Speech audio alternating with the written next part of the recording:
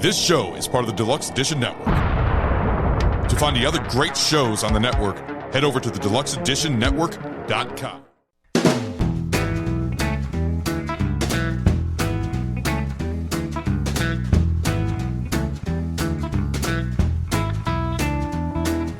Want the truth? You can't handle the truth. What is going on? And welcome to Take on the World with Johnny Appleseed and Mike D. We're gonna give you something a little different today. A little bit different. So we're gonna start a new series. It's still a Take on the World, but This one's going to be the only series with me and you. yes, Well, maybe not. I Well, don't 'cause know. We never really. we have the lockup series, which I do. I don't think I've ever been on one of your lockup series. We've done a prison together, but we have not done the lockup. Yeah, But those are. But Sorry. doing that prison is what They're fun. what led me to the lockup series. Yeah. I like you can kind of branch out on your own, do that, and it's something for you to kill time when I'm not available. And John was supposed to once Studio B is up and running. Ha ha ha ha ha. He was supposed to do some knife reviews, Yeah. and Studio B, I think it's going to be either a backup. Well, it will be a backup, or just strictly like gear reviews, I guess. Maybe, I don't know. well, we wanted to do the Project Late Night. Oh, that's right. Yeah. Project Late Night would be in Studio B, and whatever John wanted to do on his own can be in Studio B. Yeah. So I also have the Nerdcast series, which I do with Nathan most of the time. So while you're looking through our things, go to our playlists, and there's different playlists. Man, we just do it all. We just like doing it, so we do it. I mean, you want to learn how to, you got a fish hook stuck in your thumb. We'll show you how to get it out. Just watch our tutorial video. Well, first, what you got to do is get a hook in your thumb. Like, Yeah. See, you're out trout fishing with your old man, and worst comes to worst. I did that with my grandfather. We were fishing in a boat, and I was trying to put the bait on, and I kept on pulling and pulling and pulling to get, instead of bringing my arm up to there, Oh, and it slid up and went in my finger. I think, you know what? Honestly, I think the only way is to cut that barb off and just send it through. I pulled it out. I'm I'm a sadist. yeah. Well, So this series is going to be our military justice. or injustice. You decide. We're going to touch on some historical and some odd military court cases. We're going to try to maintain ourselves within the military courts in the UCMJ. I think every once in a while we'll venture out because sometimes people are charged outside the military, and the court case is interesting. So When I say what is the difference between the two? They're like in many senses, right? they are, and then they aren't.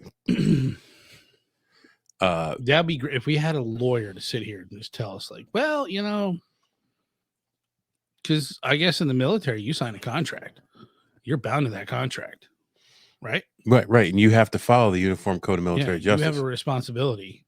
You're basically You give an oath. you're their bitch, and So right? Am I not right? yeah, pretty much so. More or less, lack of better words, I guess. So before we jump into our first case, what's been going on there, Johnny? I don't know. Got a new knife, which we'll review it in like 2 years from now. Okay, good. Yeah, dude. Just preparing for the winter, man. My tree out back is. Thank God. I was kind of scared of it. That big old maple tree had like that fucker was. It's got to be like 100-foot tall, man. And I'm like just looking at these big leaves on it like this. I'm like, oh my God, I got to rake them up when it comes fall time. But they shrivel up on the tree to about the size of like, I don't know, maybe like 3 inches. And then so like the whole tree just fell at once, and it's in my yard. I'm like, well, I can sweep that up in one day. Mm-hmm. So unlike me, I'm surrounded by trees. I went out and spent 3 hours blowing leaves, and I turned around and looked like I didn't do anything. They're just sucking more leaves out of the trees right down on the ground. It was horrible, dude. I gotta go out and do it again. If it's not raining tomorrow, I'm gonna do that. Yeah, I used to live down south in the woods, and oh god, and this is why I hate raking leaves. My stepfather would maybe, as a punishment, or if you were just around and not doing anything, he'd make you go outside and rake the whole backyard. And I just remember having blisters on my hands and just raking and putting this stuff in bags, and it sucked. So I just blow mine into the woods. Into the neighbor's yard? No, just into the down at Chuck's. I blow my leaves down at Chuck's house. So Deb and I this past week were down in Bethesda, Maryland, and all went well there. If you know, you know. But while we're down, the great thing about the Bethesda area is the grocery stores down there. There's so many ethnic grocery stores. Like we go into this one Chinese grocery store. Oh, that's where you had the and it is huge. The sunflower seeds. Yes. This place is like bigger than your regular grocery store here, and it's almost 90% just Asian food, which is cool. Like, and we always get a couple different things. Some things we haven't tried. Some things we get every time we go there, like the sugar crackers. Love them. So we went there. We also went to an Ethiopian restaurant because the food scene down there is crazy. There's so many different ethnicities. I had so much problem with that word last time too. Down there, that there are different food options everywhere down there. Like you could stay down there for a month and not eat the same restaurant twice, easy. That's awesome. And not eat the same kind of food twice. So we went to an Ethiopian restaurant, and I had for some time tried to explain this injera bread to a couple people. I don't know if I talked to you about it. I know I talked to Jack about it. And I really could never explain it right, but I had it once a long time ago, and like I've always wanted to have it again because I loved it. So we went there. We had the injera bread and and you eat it with your fingers. You just rip this bread off and you dip it in the chicken or beef or whatever you got, and you eat it up. It's good. So we got some of the bread, brought it home, and that's what we made today for our podcast fuel. Yeah, that was awesome. Was Ethiopian food, some spicy cabbage, and like it's like a spicy beef stew that you dip that bread in and eat up. And good stuff, man. Good stuff. That bread was just, I've never had anything like that. And I wouldn't even consider it bread. It's kind of almost like a tortilla shell, but not. It's like if a pita bread met a tortilla shell and a pancake. Yeah.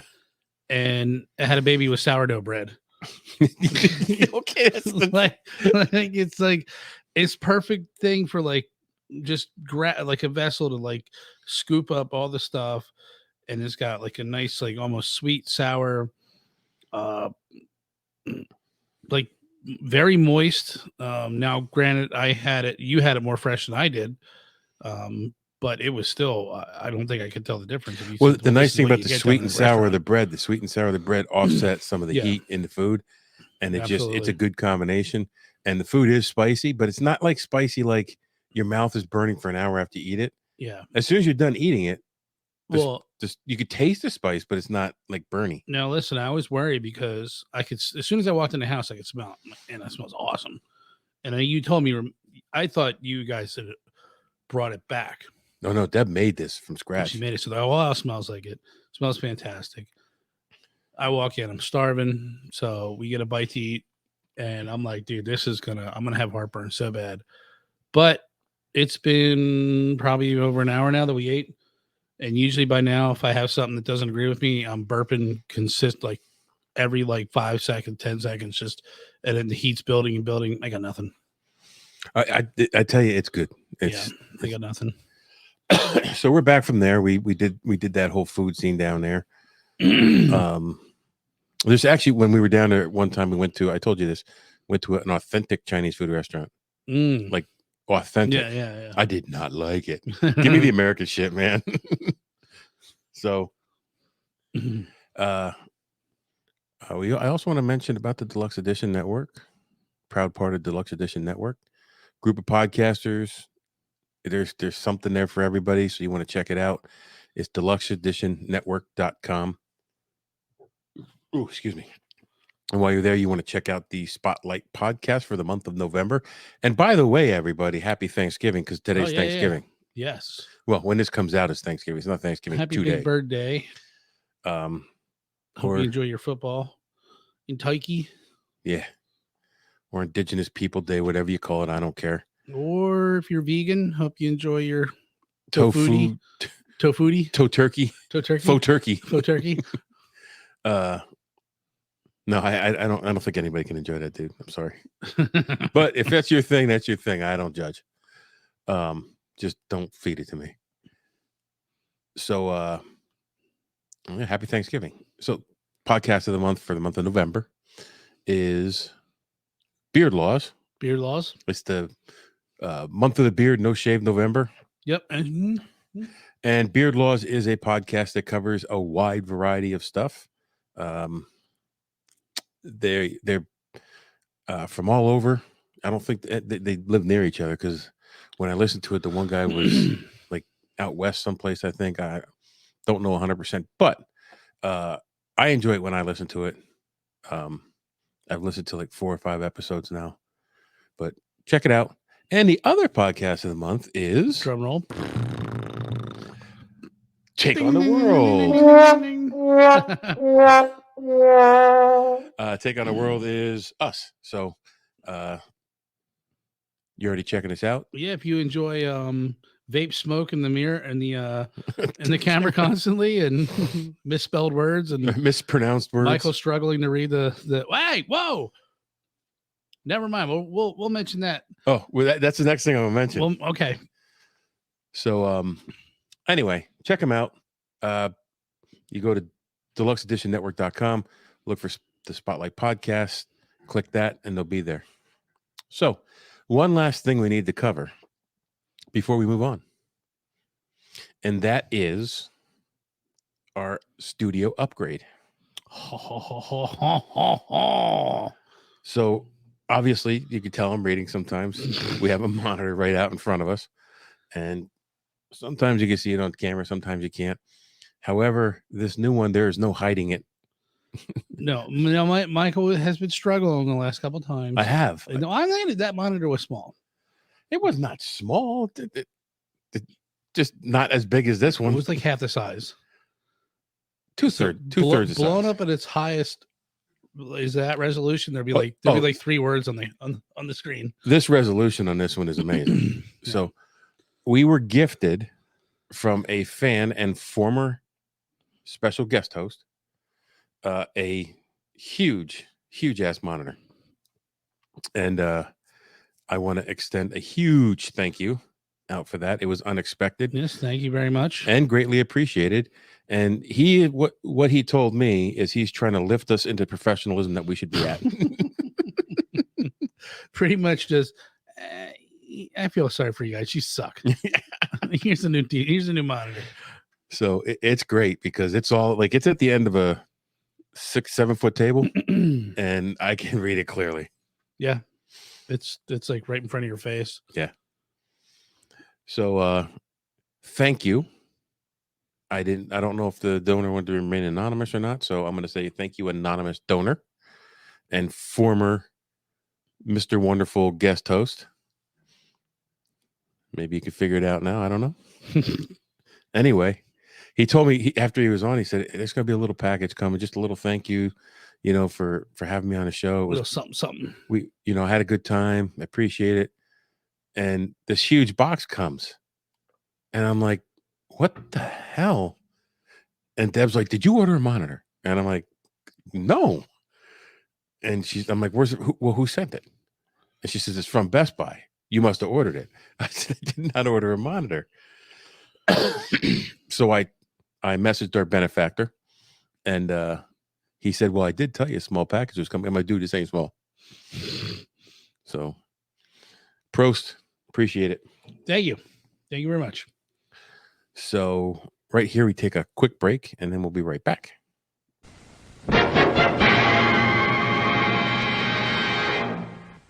What's up, everybody? I'm Matt, the host of the Beard Laws Podcast, a podcast that has nothing to do with beards. A podcast where we aim to entertain and interact with our live viewers, but our listeners, they're like the quiet person that never talks sitting around the bonfire because the rest of the group is so entertaining, hilarious, wild, and a little bit dumb. So grab a drink, grab a snack, and let Beard Laws and the boys, Toby, Brandon, Logan, Zach, Richie, and our occasional special guest entertain you. We're live on the Beard Laws YouTube Thursdays at 9 p.m. Eastern Standard Time, and for whatever reason you want to see us and or our beards, check us out, thebeardlawspodcast.com. We're everywhere. Face it, dating sucked in your 20s, gets worse in your 30s, and your 40s, forget it. It's a cesspool out there, and we're your flotation device. Join us weekly for saucy chat, ridiculous love gurus, and MILF-worthy fun to spice up your life. The MILF and Me Podcast. Every Wednesday on your favorite pod platform. And the MILFandMePod.com. The MILF and Me Podcast.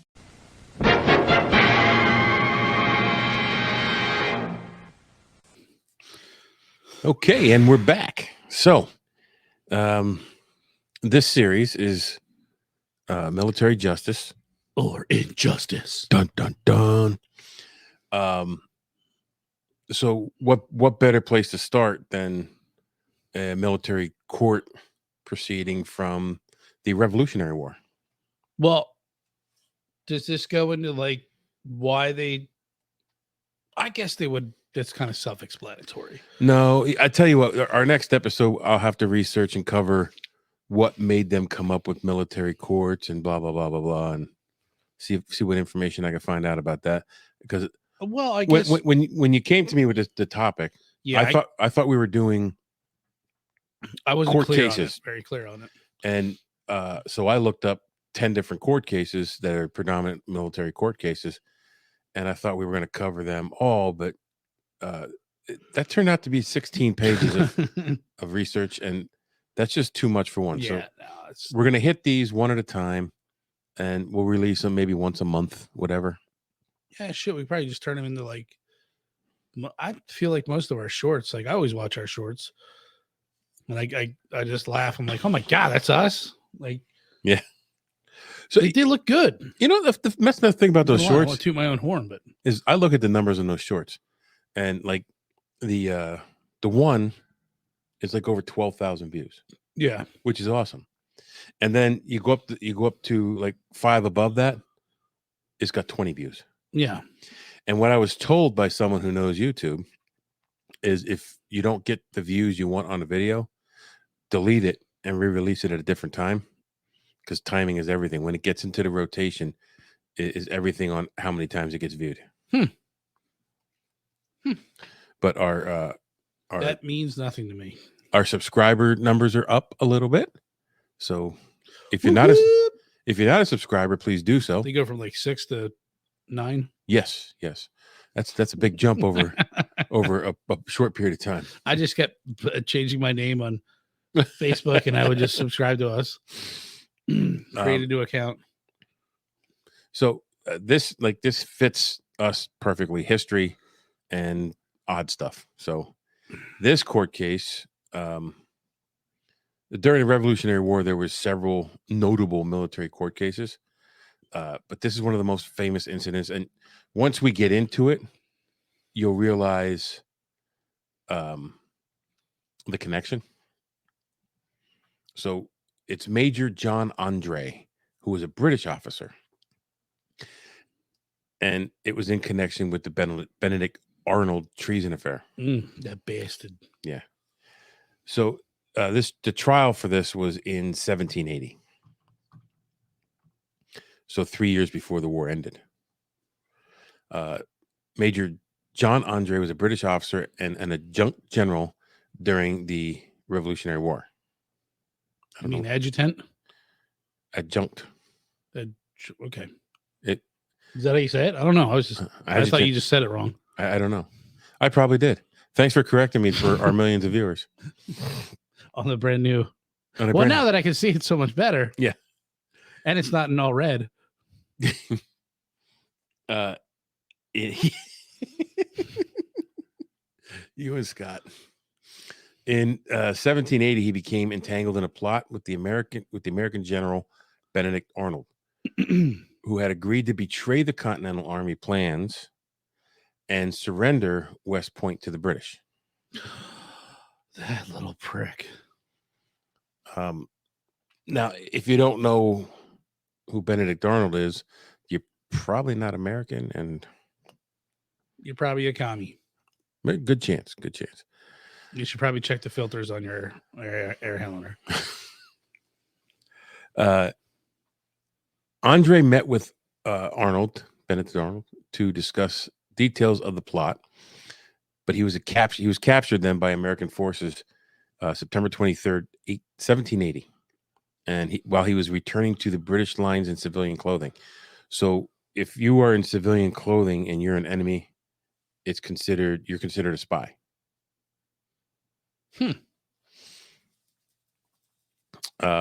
Which is the next line. Whoa, Michael, jump ahead. Andre was charged with being behind American lines in civilian clothing, carrying documents revealing a plan to capture West Point. I thought I am going to have to do some heavy research on military courts and their proceedings, because this says Andre faced a court martial led by General Nathaniel Greene, acting president of the court. The court martial took place at Tappan, New York, from September 29th to October 1st, 1780. I thought a court martial was for like people who were in the U.S. military. Yeah, I don't know. Or maybe it's just a name for the legal proceedings in the military. I don't know, which is unfortunate because it's something I should know for this. Well, I know as much as I do. I don't know. So well, maybe that didn't even exist back then.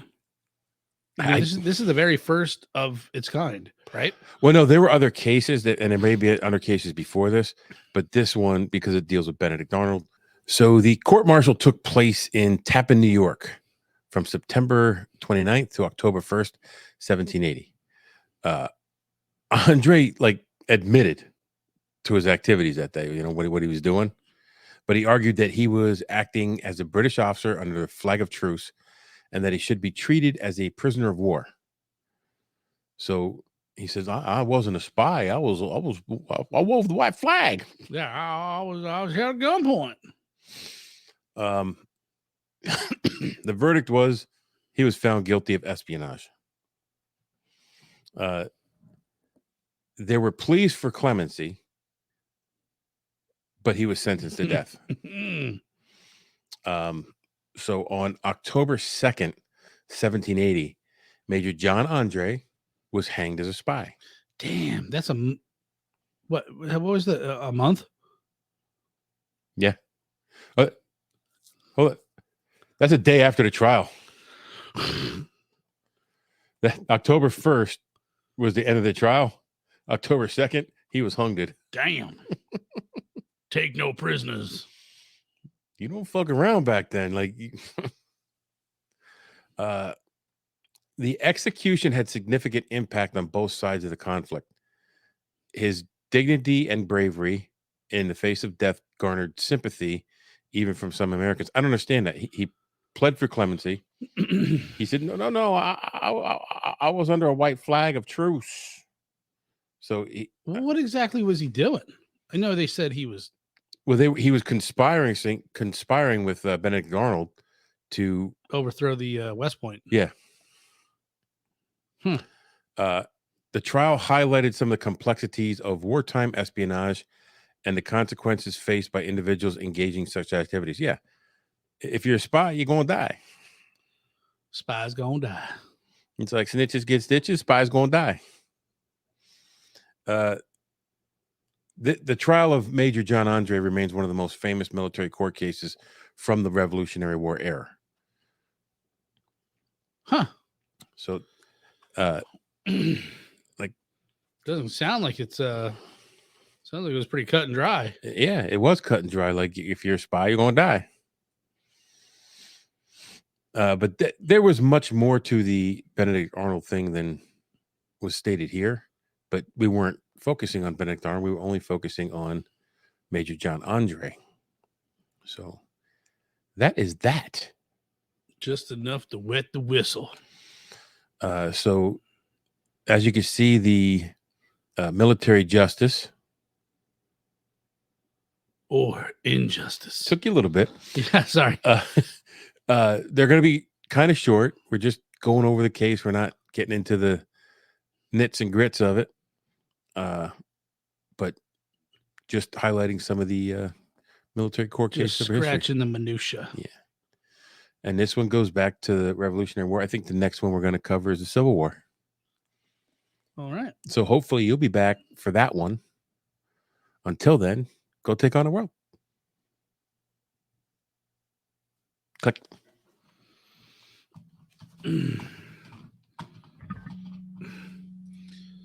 Come on, Johnson. Don't make a...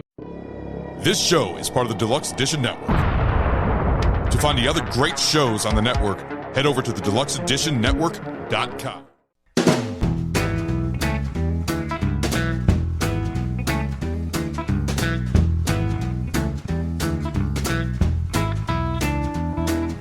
Want the truth? You can't handle the truth.